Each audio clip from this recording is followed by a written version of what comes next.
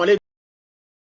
alaikum aw klobe radio Bamako 24 de Kana ka bo Mali konana munu bi kan lame jamana fan fan jamana kononi jamana ko ka ka bela jele foni ka ko nyumandon aw sogole ba ka radio Mandila Bamako 24 min be na be kuna foni lateme aw bela jele to la jema dongodo abalma ke na udenga Abdoulaye Kwalife ka soro nyema ba ni ya soro betali ka jeje sarila ale bi ka baraw bela jele jete mine ka foni ka ko nyumandon faso kononi faso ko kan doere taw ma ka sigi ni ka ko kuna foni makono kuna foni daludo cheni ala israyen ka kuna foni gere an sigile flekene kan o de kan be bi kuna foni la sawati ma bi juma be ne nazara san kalo tan kelen na novembre kalo bio kletan ani shege ka be bafla ani mugani fla sama farafin kalo me no la siri folo e amala dona ka fo bio kle muga ani sawaye jatila san kalo nanna no hijira san bakele kemenan ani binan nan sanu do wode be ke alaka nyega dama bakruba fola bi kuna foni fle kawla dona ka fo M5 RFP ma chama olu konombe ka ukumbani wati na ka seka kuma do kon taganyeshi franjala fanga ma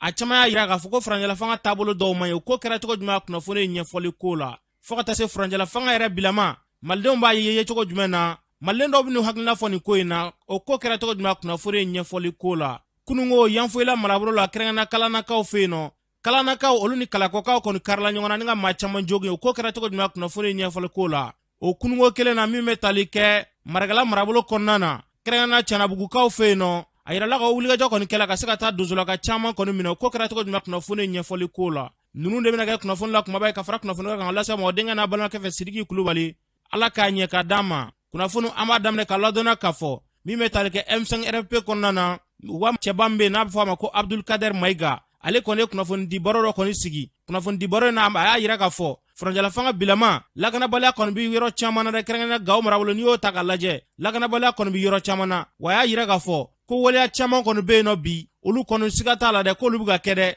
niye alaje ele Ibrahim Boubacar Keita ale ga fanga bina ka sawo ke waliya munye ko waliya kelen chama kon olu de be ga ke franjala fanga konana walu ya nyini ka sega mado ye ka nyema do ye ka sega siga fo kon kenu ye wala sa fere do sega soro ko la tugo yamuna nga sira mado lu mo be sega nyongo ye kede Abdul Kader Maiga ba nye fanga lame transition yi akaka anga fendo fo nyonyana ne M5 RFP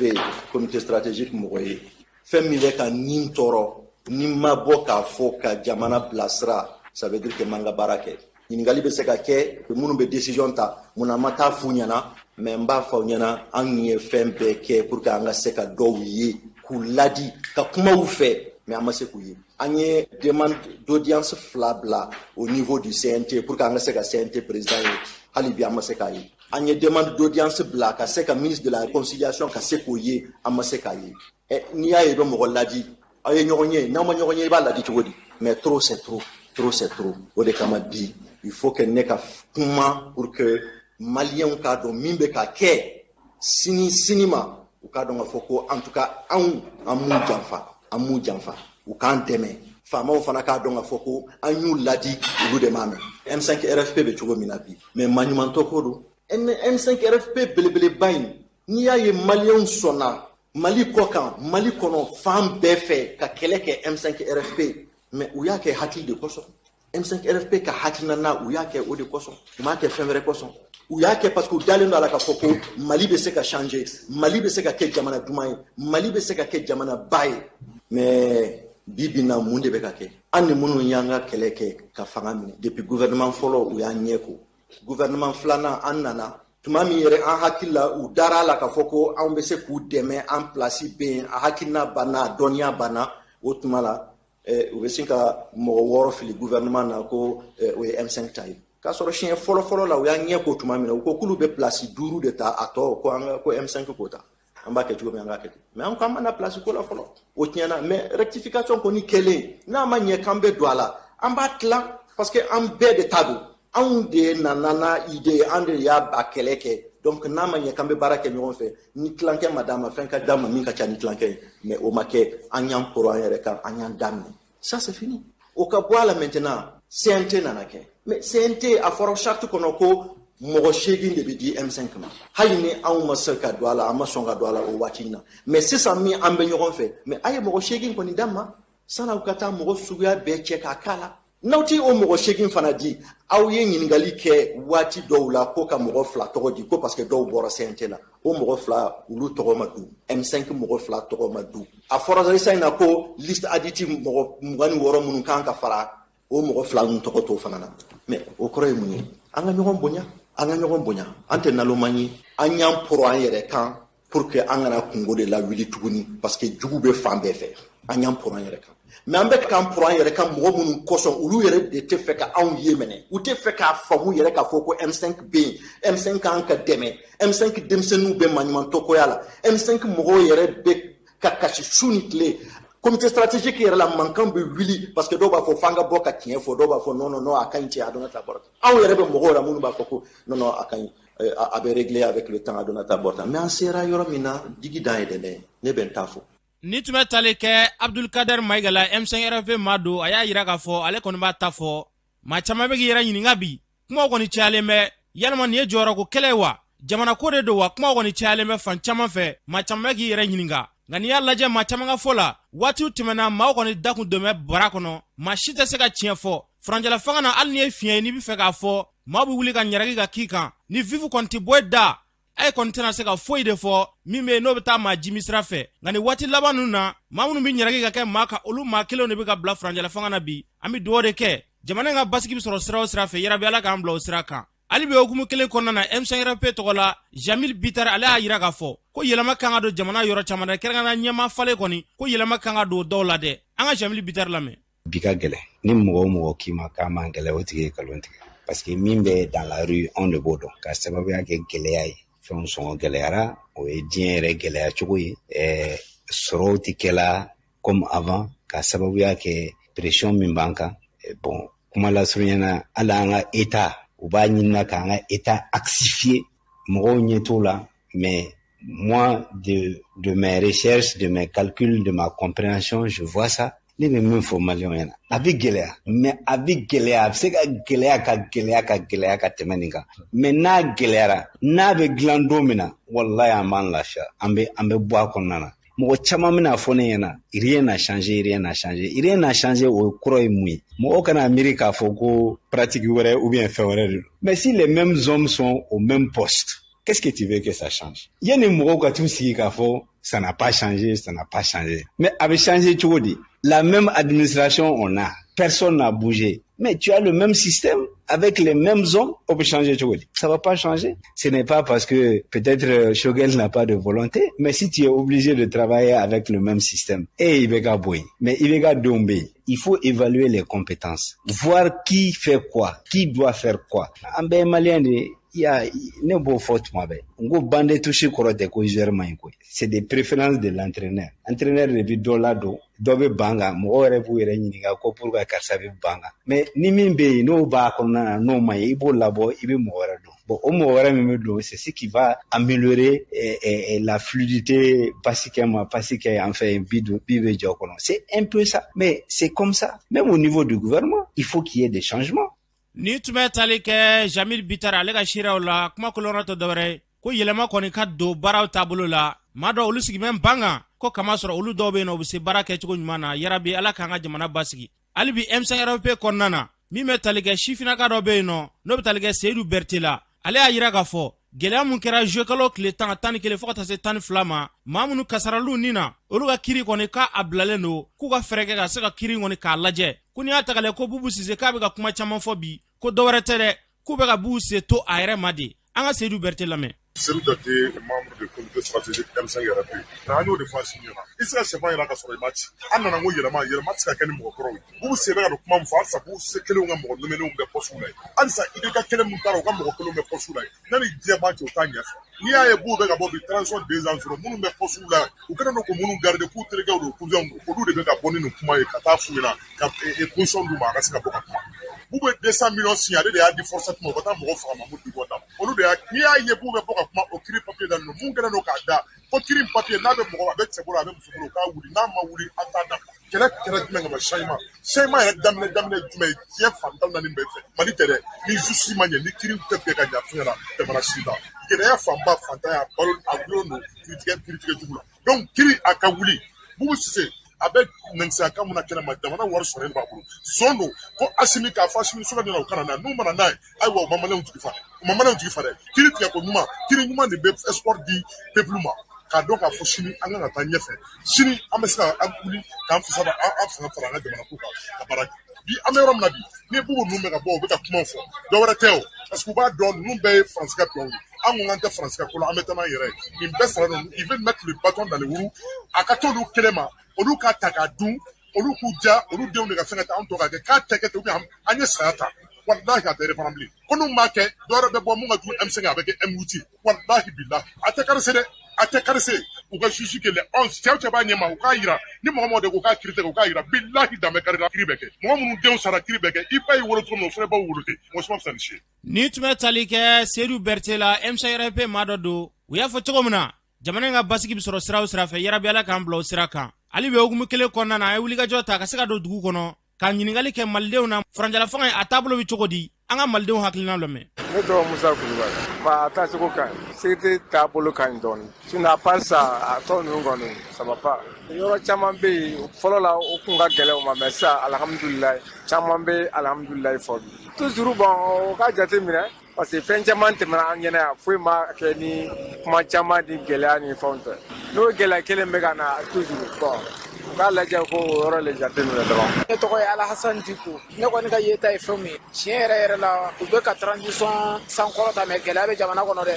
anw yɛrɛ bɛ taxi boli nka cɛ sisan fɔlɔ anw bɛ mun sɔrɔ hali an t'a ja ka sɔrɔ sisan ni jamana kɔnɔdenw lafiyara o de b'a yira fanga bɛ ka taa ɲɛ bon vraiment gɛlɛya kɔni bɛ dɔw kɔni bɛ k'a fɔ ko yɛlɛma bɛ ka don Mali sigi la vraiment an kɔni ma yɛlɛmaya k'o la carburant ka gɛlɛn fo ka taa fɔ a gɛlɛyara an yɛrɛ kelen don ka gɛlɛyaba sɔrɔ an ka taxi baara la ko n'a sɔrɔ minnu bɛ transition kɔnɔna na dɔw bɛ ka wari sɔrɔ an kɔni tɛ ka fɛn sɔrɔ fɔlɔ. Kassim Ouattara a taabolo ka ɲi président min b'an bolo a bɛ ka baara kɛ a kɛcogo la. Amadou Cissé a taabolo man ɲi a ma surunya ka ɲa a tɛ ɲali sira kan transition ma na foyi kama baara kɔ. Bon an ɲɛ b'a la ɲɔgɔn sama-samaw de bɛ jamana kɔnɔ baara tɛ ka kɛ gɛlɛyaw bɛ yen solution tɛ ka ɲini o la i bɛ ka gɛnna kun min kama an ɲɛ b'a la kun kelen t'a la mun sera ka changer mais exemple kelen ta Burukina président kura in ye discours min kɛ o ye jamana jɔla de a y'a yira jamana kɔnɔdenw na ale jɛnna président sara kɔ jala mun b'ale la o sara ale bɛ to n'o ye ka tila tugun a ka ministres ka dɔ bɔ a bɛɛ sara la ka bɛn ni jamana ka sɔrɔ ye o jamana jɔla ye transition kan ka fɛɛrɛ bɛɛ de kɛ pour que ka élection de labɛn an ɲɛ b'a la élection labɛnni sira u t'o kan an ka jamana ɲɛmaa fɛnɛ ye dɔ bɔ a yɛrɛ sara la ne ka faamuya la dɔ tɛ bɔ sara la da la o dɔ bɛ bɔ sara la ni décret de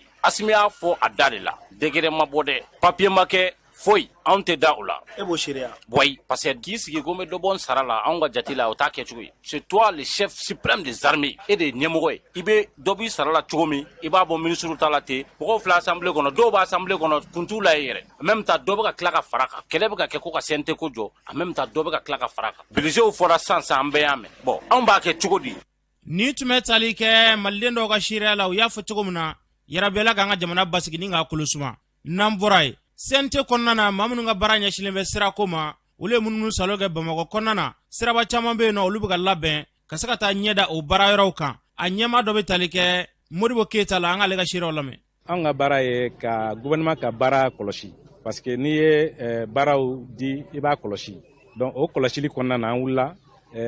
Bamakɔ district kɔnɔna na sira minnu bɛ ka t'u lajɛ baara minnu bolodalen don ka t'u lajɛ an taara baara ninnu lajɛ an ye nisɔndiya sɔrɔ parce que an y'a ye k'a fɔ baara ninnu taabolo yɛlɛmana bi entretien kun bɛ kɛ cogo min a yɛlɛmana dɔɔni donc n'o kɛra il faut k'o ka fɔ donc souvent entretien nin kun bɛ kɛ tugu bari ye an y'a ye sisan vraiment a bɛ kɛ k'a dilan k'a ɲɛ en tout cas minnu kɛra an ye minnu ye a dilanla k'a ɲɛ souvent u bɛ taga entretien yɛrɛ ɲɛfɛ dɔɔni n'o ye ka sira yɛrɛ dilan intégralement n'i ye Sabalibugu kura ni sira ta k'a lajɛ o sira kura dilan de ye o an filɛ yɔrɔ min na yan yɔrɔ n'o ye Kalaban kura ye donc o fana sira kura dilan de ye donc o bɛɛ ye avancé bi entretien routier la entretien caman daminɛna samiyɛ kɔnɔna na a ye gɛlɛya caman se entrepreneur ma. Ni tun bɛ tali kɛ Modibo Keyita la u y'a fɔ cogo min na u ka hakili to Yirimajɔ sugu pɔn na Yirimajɔ sugu pɔn n'a hakili b'a la kunnafoniyaw dila k'a yira k'a fɔ k'u nana pɔn in kɔni ka n'a kari k'u kɔ don fo nin yɔrɔ la baara foyi de ma kɛ yɔrɔ kofɔlen na u nana kari cogo min na a bɛ ɲini ka kalo kelen bɔ bi baara kelen ma kɛ yɔrɔ in na mɔgɔ bɛ maɲumanko de la maaw dahirimɛ de bɛ ɲini yɔrɔ in na kunnafoniyaw latɛmɛlen o dugusajɛ o wulikajɔ kɔni ta ka se ka taa machine kɔni kɛ ka yɔrɔ dɔ ɲini ŋani ka taa yiriden damadɔ da yen nɔ o yiriden damadɔ min dara o karila yen nɔ kunungo an yɛrɛ b'a seereya maaw kun tɛ ka se ka tɛmɛ sira kun tigɛlen don u ka fɛɛrɛ bɛɛ lajɛlen tigɛ sira kɔni n'a ma ɲɛ k'a fɔ k'a bɛ dilan nafa bɛ jamanadenw kan nka ni baara tɛ se yɔrɔ min ma joona aw kana to yɔrɔ kari k'o kɛ gɛlɛya ye pɔn karili ani bica a bɛ ɲini ka kalo kelen bɔ bi baara kelen ma kɛ a yɔrɔ la maa caman b'u yɛrɛ ɲininka baara ma se yɔrɔ ma fɔlɔ munna pɔn min na ka n'o kari nin ye dabalibanko de ye an bɛ dugawu de kɛ yarabi ala k'an ka jamana basigi n'an bɔra ye kunungo yanfoyila marabolo kɔnɔ kɛrɛnkɛrɛnna kalanakaw olu ni kalakɔkaw kɔni olu karila ɲɔgɔn na a kun tɛ dɔwɛrɛ dɛ damako mankan de don kalakɔkaw olu y'a yira k'a fɔ k'olu ka dugukolo ko kalanakaw kɔni bɛ ka na sanu kɔni bɔ o yɔrɔ kofɔlen na wa k'u ma daw ma dɛ ko kalana sifinakaw ko sibiri o sibiri wari dɔ de fara ɲɔgɔn kan ka di olu ma olu de b'o dun olu mun ye kalakɔkaw n'olu ta ye dugukolo ye olu kɔni bolo bɛ ka bɔ karawo fɛ a ko la a kɛra tuɲɔgɔnnaba de maa caman kɔni olu joginna a ko la yaasa ka perewatigɛ d'an ma kalakɔkaw fɛ yen nɔ bakari siribe an k'ale ka seerew lamɛn. Bakari Siribe an ye kunnafoniya sɔrɔ ko kunungo alamisa ko marifaci dɔ kɛra kalakɔkaw ni kalanakaw ni ɲɔgɔn cɛ ko in kɛra cogo di? Ale tile 40 bɔ bi kalana jeunesse ni damamaralaw faralen ɲɔgɔn kan ka taa yɔrɔ ni minɛ diyagoya la o kɛlen don ka tɔn sigi yen nɔ ka terrain kɛra k'a di o tɔn ninnu ma chaque samedi donc u bɛ encaissement kɛ ka wari mina kalana jeunesse ɲɛmɔgɔ mɔgɔ damadama bɛ u bɛ wari nin tila a ni ɲɔgɔn cɛ donc kalakɔ dugutigi n'a ka conseil y'o mɛn bon u ko kɛlɛ man d'u ye u ye kunnafoni se maire ma ka kunnafoni se sous-préfet ma donc u k'a ka d'u ye u k'a fɔ ko kalanakaw ka u ka dugukolo bila kalana denmisɛnninw ni damamarala minnu bɛ ka yɔrɔ ta force la k'u ka bɔ yɔrɔ la bon u ma bɔ yɔrɔ la fo bi ye a tile 40 ni dɔɔni ɲɔgɔnna ye bon ala y'a kɛ sous-préfet kɔni y'a ka ɲɔgɔn ye kɛ fo senya 3 sous-préfecture la kalana dugutigi bɛ yen donc o kalana ninnu kumakan don ko ko un certain Salifou Doumbouya avec un certain Kalifa ale ye damamarala ye olu bɛɛ ko kalana dugutigi ko ale ye yɔrɔ négocier sauté fɛ ko kalana damamarala ka a baara bon alors que kalakɔ dugukolo de don donc o kumaw kɛra kalana dugutigi sɔsɔ o bɛɛ la commandant ɲɛna yen nɔ ko tiɲɛna k'ale ma o fɔ mɔgɔ si ɲɛna a ma mɔgɔ bila ka taa a ma mɔgɔ ci bon donc o la kuma lasurunya bolo ma tile 40 kɔfɛ kalakɔ denmisɛnninw de nana ye la o sa vraiment ko min ka kɛ bon a ye kɔni a ye ni muɲu faama in ma kuma mɔgɔ si ma réagir donc a ye dun bɛnba dugukolo don donc n'a kɔni bɛ kɛ min na donc o de denmisɛnninw de wulila kunu alamisa sɔgɔmada fɛ fayiri la sa ka taa terrain récupérer donc u ye terrain récupérer min kɛ donc gardien minnu sira ye olu de bolila ka taa ci fɔ kalana jeune président ɲɛna min ye y'a jara ye ko kalakɔka in nale terrain récupérer la bon y'a jara e fana m'o bila dagagulinda la il paraît que e ye kalana quartier wɔɔrɔ denmisɛnnin bɛɛ wele sisan u ye ɲɔgɔn sɔrɔ rond point na kalana donc ka sɔrɔ sa k'i diriger ka taa k'u ka taa kalakɔka kama ko pour que k'u ka taa kalakɔka fana repousser ka bɔ yɔrɔ la bon sebe y'o mɛn sebe fana bolila kalana denmisɛnninw sera yen kalakɔkaw bɛ yen o tora face à face la o kɛra kabakurun fili ni bere fili de ɲɔgɔn ma sisan bon kalakɔkaw ko k'u famana min ma sisan donc marifa mankan kelen bɔra kalana côté la donc o kana kalakɔla an fan fɛ donc o fana kɛra min kɛ sa donc o kɛra bisa ɲagami yɛrɛ ye mugu ci la sisan donc fo mɔgɔ yɛrɛ kili la kalanakaw fana kɔ seginna ka taa kalana min kɛ sisan o taara maire ka 3e adjoint n'o ye kalakɔka ye u y'u ka mobili jeni k'u ka so jeni bon ne yɛrɛ Bakari Sidibe u ye ne ka so 3 de détruit minɛn b'a kɔnɔ boutique feerekɛla minnu bɛ yen u y'u bolofɛnw bɛɛ cɛ kalakɔ so fɛn fɛn bɛ kalana ka taa so 20 kɔ la donc u y'a bɛɛ détruit an tun ye kunnafoni sɔrɔ ko kalakɔkaw de ye marifaci daminɛ kalanakaw la o kunnafoni tɛ kunnafoni jɛlen ye o tɛ tiɲɛ ye parce que ni mɔgɔ min fɔlɔla ka se terrain kan donc o fɔlɔ man tɛ ne ka marifa ci bilen mɔgɔ min fɔlɔ sela terrain kan ka terrain récupérer mɔgɔ yɛrɛ tɛ yen donc n'i y'a mɛn ko mɔgɔw bɛ terrain kan donc ni kɛlɛlaw wɛrɛ tɛ la e b'a kana bilen e de ka i ka position garder i ka dugu la yen n'i kariyalen ye ka mɔgɔw cɛ ka na minnu bɛ terrain kan ko kana o évacuer donc e fɔlɔ de nana mugu ci ni kɛlɛ fɔlɔ de ye ko maa ma jogi kalakɔkaw fɛ yen wa pour le moment an tɛ se k'o fɔ u bɛ ka taxi minɛ mɔgɔw la u ta tɛ dugukolo ye u ka damafiyɛ kɔrɔ tɛ fo kana mɔgɔw ka yɔrɔ ta diyagoya la ko se bɛ n ye ni tun bɛ tali kɛ Bakari Siribe la kalakɔkaw fɛ kɛrɛnkɛrɛnna yanfoyila marabolo kɔnɔna na o kɔfɛ an ɲininkali ta ka ɲɛsin kalanakaw ka sifinakaw ka ɲɛmaa la n'o bɛ tali kɛ Isa Jalo la ale seereya min di o filɛ ne tɔgɔ Isa Jalo ka bɔ kalana jeunesse ka trésorier de don an ye kunnafoniya sɔrɔ ko marifaci baara dɔw kɛra aw ka yɔrɔ la yen nɔ ko in kɛra cogo di alamisa don fayirida wagati kalakɔkaw de taara ka taa denmisɛnnin minnu bɛ si faranda la donc ka taa mugu de ci olu la ka dɔw ka bolifɛnw jeni ka dɔw ka telefɔniw yɛrɛ ko olu jeni kalana jeunesse ni kɛrɛfɛdugu mɔgɔw de farala kalanakaw kan k'a bɔ an ye ɲɔgɔn sɔrɔ faranda la sebe yɛrɛ tun bɛ kɛnɛ kan kalana sebe a n'a gendarme ɲɔgɔn tɔw donc u ye sebe ni population de to yen sisan ka mugu ci mɔgɔw la jɔnni de ye mugu ci in kɛ kalakɔkaw de ye mugu dugu ci o kun ye mun de ko fɔ yɔrɔ nin ko ka distribution di olu ka mɔgɔw ma donc ko olu de fa dugukolow de don yalima aw yamaruyalen bɛ ka taa sanu bɔ yɔrɔ in na wa bon société ka permis de don mais société ma fɛn fɔ mais olu de bɛ fɛ de coup à coup donc distribution bɛ di olu ma cogo min donc distribution ko kɛlen o bɛɛ de ye nin ye ko olu fa dugukolo don olu bɛɛ ma kɛ o de ta don marifaci in kɛlen na kasara kɛra a la wa mɔgɔ caman banana i tɛ se k'a fɔ ko ni mɔgɔ hakɛya de banana mais ala barika la mɔgɔ kɔni min na to la mais mɔgɔ fila kɔni évacué la ka taa Bamakɔ ambulance 3 bɔra ni jama ye yan ka taa Yanfo la mais mɔgɔ fila kan ka évacué ka taa Bamakɔ i ne yɛrɛ min bɛ kuma la kisɛ yɛrɛ ne sɔrɔ ne kɔ la mais ala y'a barika la ne t'a bɔra mun de la a b'a wajibiya k'a bɛ taa sanu bɔ nin yɔrɔ kofɔlen na bon ko société ka permis don ça vaut des années bon société permis san u tɛ ka baara k'a la gɛlɛya bɛ dugudenw kan ya fo sɔni yɛrɛ tun warala dugu kɔnɔ donc mɔgɔ yɛrɛ baara daminɛ yɔrɔ na a ye caman bɔ kalana cɛnni na kalana yɛrɛ dɔrɔn tɛ baara kɛ yɔrɔ na kalana lamini dugu tɛ ne tɛ taa baara kɛ yɔrɔ na o lamini dugu tɛ ne tɛ baara kɛ yɔrɔ na an ma société k'a la ala sɔrɔ fɔlɔ mais société kɔni m'u bila la u yɛrɛ de wulila u yɛrɛ ka taa mugu ci mɔgɔw la kalana yɛrɛ dugutigi y'o ci an ko ka téléphone b'u bolo kalana yɛrɛ dugutigi kunturu y'o ci ni tun bɛ tali kɛ Isa Jalo la kalanakaw ka sifinnakaw ɲɛmaa don y'a fɔ cogo min na jamana in ka basigi bi sɔrɔ sira o sira fɛ yarabi Ala k'an bila o sira kan n'an bɔra ye kunungo donsolaka caman kɔni minɛna cɛ marifatigi dɔw fɛ kɛrɛnkɛrɛnnenya finitigilaka dɔw fɛ Canabugukaw fɛ yen nɔ Canabugu ale yɛrɛ filɛ nin ye marakala marabolo kɔnɔna na ni kɔni kɛla dabali banko de a yɛlɛla k'a bɛ maa 10 ani kɔ bɔ olu bɛɛ lajɛlen kɔni minɛna ka taa ni u ye u taa yɔrɔ yɛrɛ ma dɔ min bɛ tali kɛ Amadu Siribe la karamɔgɔ Abulayi Kulubali ɲininkali kɛ ale la an k'u ka seerew lamɛn. Ne Amadu Siribe ka bɔ Janabugu filɛ nin ye Dura commune na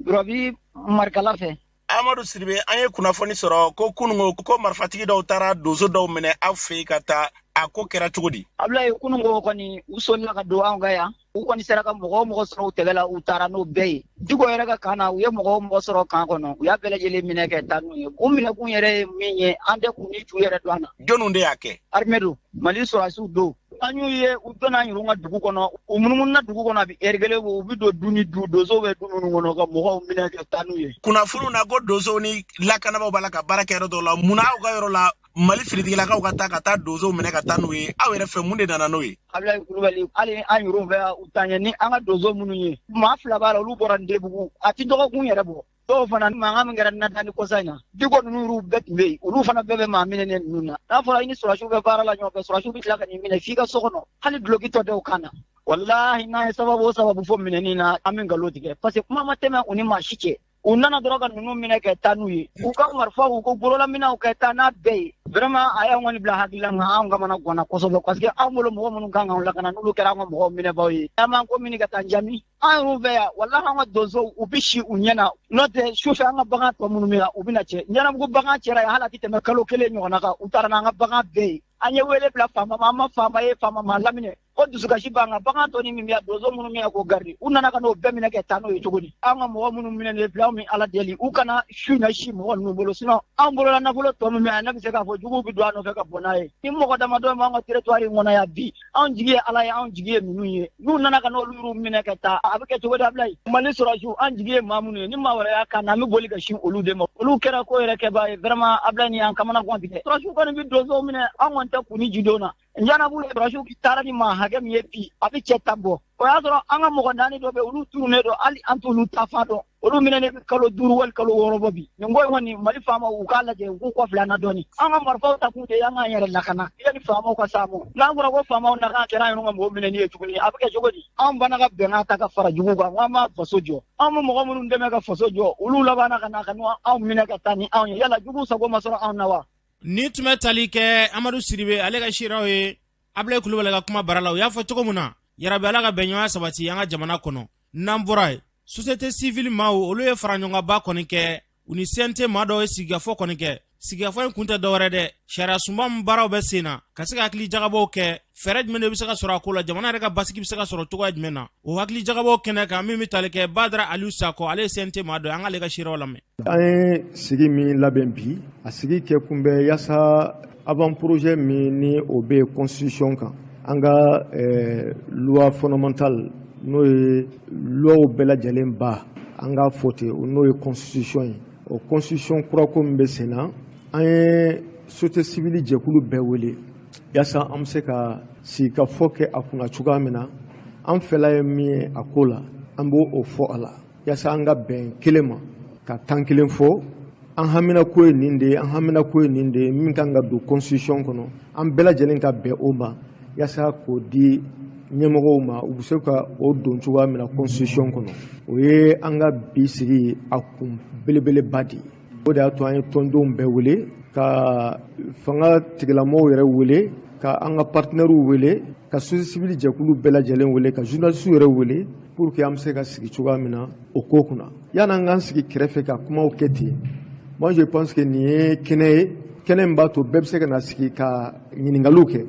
Ni tun bɛ tali kɛ Aliyu Badara Sakola o y'a fɔ cogo min na yarabi ala k'an ka jamana basigi ni ka ɲɛtaa kɔni k'an bila o sira kan n'an bɔra ye kunnafoniya y'a yira k'a fɔ ko Mali chauffeurs k'olu kɔni bɛ ka gɛlɛya sɔrɔ Mali ni Laginɛ ni ɲɔgɔn cɛ dɛ o kɔni kɛlen bɛ gɛlɛyaba de i ka mobili sɛbɛnfuraw mana dafa cogo cogo 1000 kɔni k'i b'o kɔni sara dɛ o kɔni kɛlen bɛ tɔɔrɔba de ye ka ɲɛsin Mali chauffeurs ma chauffeur dɔ b'an bolo nɛgɛ k'an balimakɛ i tɔgɔ ni jamu ani e jɔn. N tɔgɔ Omar Traoré u bɛ n wele ko Babajan n ye CNCCRLM Interétat président ye. An ye kunnafoniya sɔrɔ ko chauffeur bɛ ka gɛlɛya dɔ sɔrɔ Mali ni Laginɛ ni ɲɔgɔn cɛ a ko in bɛ cogo di. Sirigu Kulibali an bɛ don min na i komi bi étranger mobile yɛrɛ y'a kanu nka Mali yɛrɛ haramu pewu ka Mali doni dabila pewu k'a sababu kɛ mun ye maa minnu y'u kalekan di faso in ma ko en tant que olu ni ma minɛ k'a ban pewu ko setigɛ fasodenw ma bi olu maaw de kɛn bɛ fasodenw yɛrɛ fagabagaw ye anw ka jamana in kɔnɔna na n'i sera poste la poste o poste 1000 don a y'i diya a m'i diya kuma t'a la wa mobili plaque étranger tɛ ka boli Bamakɔ dugu kɔnɔna la su fɛ a tɛ ka boli tile fɛ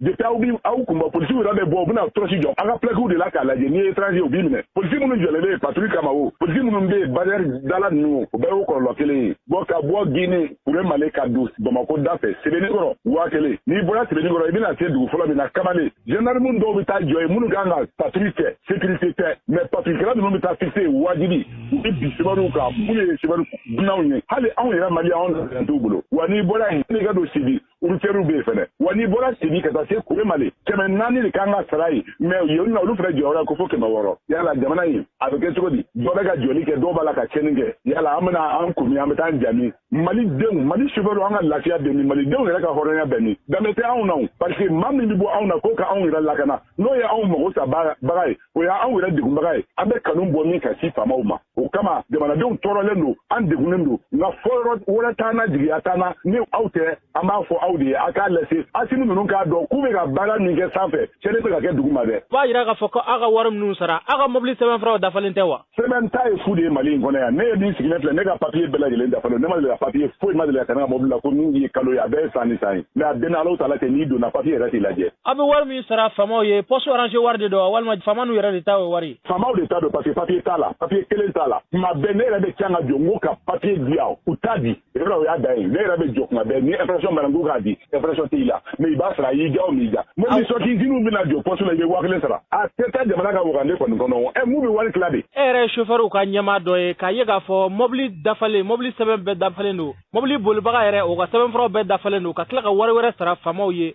aw yɛrɛ bɛ ɲɛtugu o kan ka to k'o baara ninnu kɛ mun kelen de kama. Bon n'i y'a ye an b'o kɛ parce que jamana Ala ye anw sɔn faama minnu na anw kanu t'u la o kama faamaw yɛrɛ kanu tɛ anw na n'i y'a ye tɔɔrɔ o tɔɔrɔ bɛ jamana in kɔnɔ bilahi an ma ɲɔgɔn minɛ bi sinon n'an ye ɲɔgɔn minɛ do kelen na bi faama ka dɔ faama ye fantan ka dɔ fantan ye jamana yɛrɛ a bɛ wuli ka jɔ mais en tant que wari de talen bɛ ka da ɲɛfɛ politique t'a ka a ka layidu min bɛ a t'a dɔn. Ni tun bɛ tali kɛ Umar Traoré la o y'a fɔ cogo min na jamana ɲɛmaaw k'a lajɛ n'a ma ɲɛ k'a fɔ sɛbɛnfura takun tɛ dɔwɛrɛ ye ka se ka jamana sariya labato o sɛbɛnfuraw talen kɔfɛ ɲangini de bɛ ta ka ɲɛsin ma kuma bɛɛ chauffeur caman de bɛ nin ɲɛfɔ an ɲɛna an bɛ dugawu de kɛ yarabɛla k'an ka jamana basigi n'an bɔra ye forum dɔ kɔni sigila société civile maaw fɛ ka se ka hakili jagabɔ kɔni kɛ bɛn ni kelenya bɛ se ka sabati an ka jamana kɔnɔna na cogoya mun na jango kɛlɛ bamanin b'an fɛ yen nɔ fɛɛrɛ bɛ se ka sɔrɔ o la cogoya mun na a kɛnɛ kan maa dɔ b'u ka sira di an k'olu lamɛn. Union européenne ni Friedrich Ebert ani UNTM ka étude dɔ senfɛ n'o kɛra CERM ni coalition citoyenne fɛ ko jamanadenw caman u tɛ yɛlɛma minnu donna sécurité domaine na yɛlɛma min bolodalen don u t'a kalama a yirala k'a fɔ ko société civile fana tɛ yɛlɛma ninnu kalama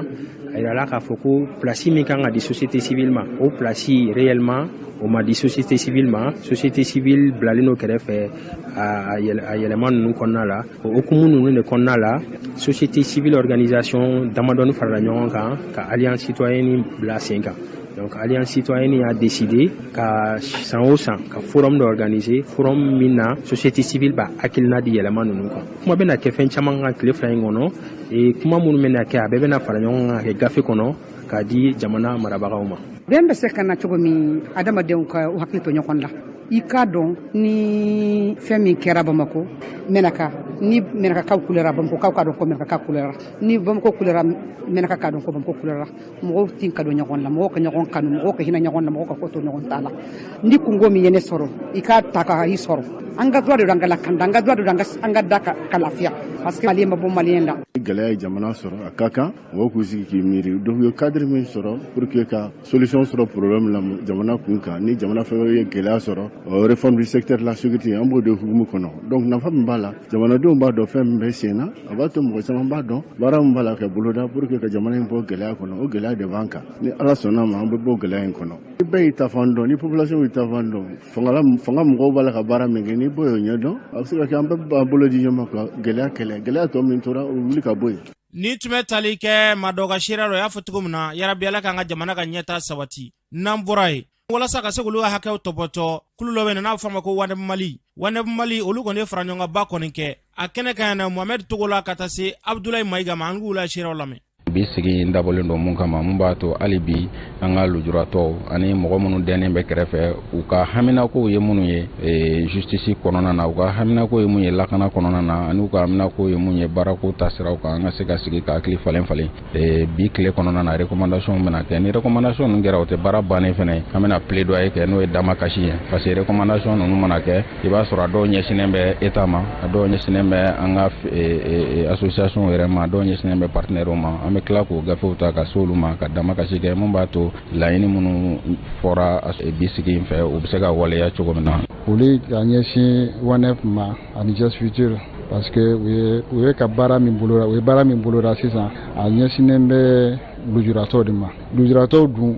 u bɛɛ bɛ an ka hakɛ de kɔnɔ an ka baarakɛyɔrɔ ɲɛsinnen bɛ ka dɛmɛ lase lujuratɔw de ma donc a bɛ bɛn an ma. An ɲɛ b'a la k'a fɔ u bɛ ka baara min boloda u bɛ ka dɛmɛ de lase gouvernement yɛrɛ ma walasa ninnu ka hakɛw ka se ka timi. Ni tun bɛ tali kɛ maa dɔ ka seereya la o y'a fɔ cogo min na yarabi Ala ka hakilina ninnu jidi an ka jamana kɔnɔ n'an bɔra yen jolidi baara dɔw kɔni taara ka kɛ Vivo Energy Mali fɛ olu kɔni y'o baaraw kɔni kɛ Bamakɔ jolidi yɔrɔba la o kɛnɛ kan min bɛ tali kɛ Aissata Kulubali la an k'ale ka seereyaw lamɛn. Aw yɛrɛ b'a dɔn jamana bɛ cogoya min na bi an ka finitigiw kɛlɛ de b'an kan an bɛ crise de la finitigiw u bɛ nord la u bɛ kɛlɛ la. Donc n'i y'a ye joli bɛ di parce que joli kan ka di joli o bɛ mɔgɔw sauver de donc an y'o de jateminɛ k'a lajɛ an kana an ta bɛ kɛ essence feere ni fɛnw ye an ka jamana dɛmɛ an bɛ joli di jamana ma pour que ka vie sauver o de la sɔgɔmada in na an y'o bila o hukumu kɔnɔna de la an b'a daminɛ an ka baarakɛmɔgɔw b'a di hali tɛmɛsennamɔgɔ ɲɛ b'u la olu bɛ k'a di minnu bɛna sanni kan fɛ an bɛ k'u wele u bɛ ka joli di donc ni joli n'an ye caman sɔrɔ a bɛ bɛɛ de nafa ni tile 3 kɔnɔna la an bɛ fɛ ka 1000 et quelques postes de ɲini ka di. Bɛɛ kana fara an kan minnu bɛ na sanni kɛ o hali n'u bɛ sanni kɛ yɔrɔ wɛrɛ de u ka na pour que an bɛ se ka nin dɔɔni san a ka kɛ tile 3 de don an ka san caman sɔrɔ ka mɔgɔw kuma bɔ. Ni tun bɛ tali kɛ Aissata Kulubali la o y'a fɔ cogo min na an k'an joliw di walasa gɛlɛya bɛ maa minnu sɔrɔ olu bɛ se ka lafiya sɔrɔ cogoya mun na n'an bɔra yen an ka seko ni dɔnko tigilamaba min bɛ yen nɔ Babani Kone ale kɔni ye wulikajɔ kɔni ta ni ka se ka denmisɛnnin dɔ kɔni ɲini k'o furakɛ a musaka bɛ taa yɛrɛ sɔrɔ 3,500,000 bɔ ɲɔgɔn la ɛrɛ la ko dusukunna bana de tun bɛ den kofɔlen in na Babani Kone b'a ka seereya di ko in na an ka lamɛn. Hakilina foyi tɛ nin na fo k'i faso dɛmɛ ka jamanadenw dɛmɛ an bɛ se ka ɲɔgɔn dɛmɛ dɔɔni dɔɔni sinon bɛɛ b'a dɔn ne ka baara ye min ye ne ye jeli de ye ne bɛ jeliya de kɛ donc ne tɛ wari ta tabali kan jatigiw de bɛ ne dɛmɛ donc ne bɛ dɔɔni dɔɔni de b'o la ka se ka mɔgɔ wɛrɛ dɛmɛ ne kɔni b'a fɔ Mali cɛ ni muso denmisɛnnin mɔgɔkɔrɔba dɔɔni bɛ fɛn fɛn bolo ŋaniya ɲumantigiw a ka dɔn ninnu ɲɔgɔnna caman de bɛ yan mɔgɔ 3,000 ni kɔ de bɛ yan minnu man kɛnɛ kɛyɔrɔbana bɛ minnu na donc ne bɛ fɛ maliyɛn bɛɛ ka min bɛ se min na mɔgɔw garijɛgɛw tɛ kelen ye mɔgɔw ka sew tɛ kelen ye mais u kana se ka Luxembourg denmisɛnninw dɛmɛ pour que u ka se ka sauver.